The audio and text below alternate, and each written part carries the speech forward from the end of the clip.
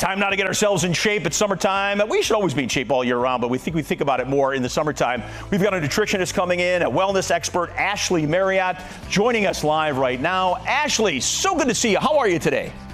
I'm great. Thanks for having me. All right, so here we go. I'm seeing some books behind you, protein, ex-vegan, all that good stuff. A little bit about you before we get going. Tell us about yourself. Oh my gosh, I've been in the fitness industry for over 20 years, and I've seen all the trends. Some of them come, they go, they come back. And I also, in my book, Ex-Vegan, that just came out, I'm sharing my personal story of falling into that really hardcore diet dogma of just thinking there's only one way to eat and this is the perfect way, instead of listening to your body when it starts to not work so well. You've got to reassess and realize that there's not one size fits all for nutrition or exercise. Or exercise. I'm going through that right now. I mean, I'm trying to eat differently, then I don't like it, I can't do it. Let's talk about consistency. You know, how do we make it consistent as opposed to a chore? Because I'm like, oh, it's becoming a chore for me and I don't like that. Yes. So really important, finding something that is enjoyable, so you actually like doing it. Over the years, I've trained so many people that say, I'm going to run. I'm a runner. And I talk to them and I say, do you like running? No, I hate it, but I'm going to make myself do it.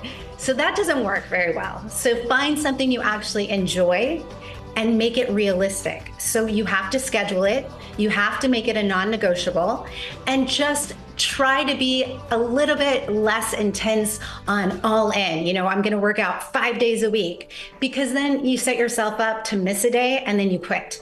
So smaller steps, make it consistent, and find something you like. Yeah, I think that's the key. When I did find something I liked, I was like, wow, I just found myself going. You know, I was taking a HIIT class and suddenly I just kept going, and then it made me want to eat better. So your book, Ex-Vegan, what was the influence behind that? Why'd you want to write that book? I was a very strict vegan for over a decade, and I was, you know, my whole identity was wrapped up in it. I was a vegan nutritionist, a vegan trainer, and even though I felt good at first, signs started to happen where it wasn't quite working. So I would just think, oh, I need to take this supplement. Because I was so wrapped up in it as my identity, I had trouble stepping away and saying, hey, maybe I need to add different foods back in.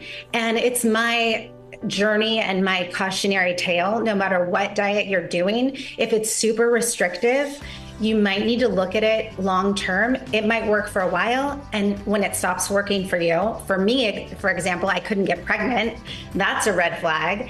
And I stopped being a vegan. Happily, I have a daughter. And if I didn't have that experience, I don't think I would have the empathy that people get really wrapped up in these diets and all their friends are doing the same one, and you feel like you can't change. Yeah, it's tough. Yeah. All right, we've only got about a minute left. You got some. You have some of the top things you want to talk to us about right now, right? TikTok, you know, the Fit Talk has over 300 billion views, and some of the fitness challenges, some of the trends are great, but some are dangerous. So I really want people to be careful. I love the walking workouts, tons of those, great things to do, social, easy. I love the protein coffee. You add a scoop of protein powder into your coffee, make sure it's a good brand protein powder, and you're good to go. 20 grams of protein, great breakfast, and an alternative energy boost during the day.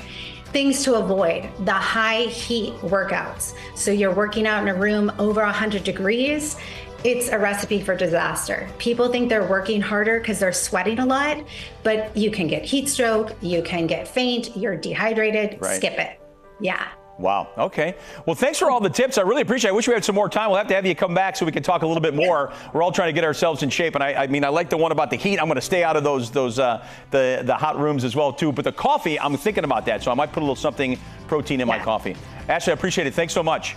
Have a great day. Thanks. All right, you too. Wow, there you go. There's some tips for you. You can find her at ashleymarriott.com, also on Instagram.